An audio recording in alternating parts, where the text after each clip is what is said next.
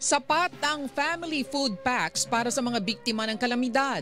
Yan ang tiniyak ni Social Welfare Assistant Secretary Irene Dumlao sa kabila ng sunod-sunod na kalamidad na tumama sa bansa.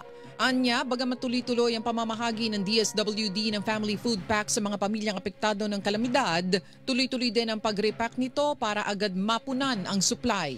Every day nagpo-produce ang ating Luzon Disaster Resource Center at ang Visayas Disaster Resource Center ng mga around 18 to 20,000 family food packs a day.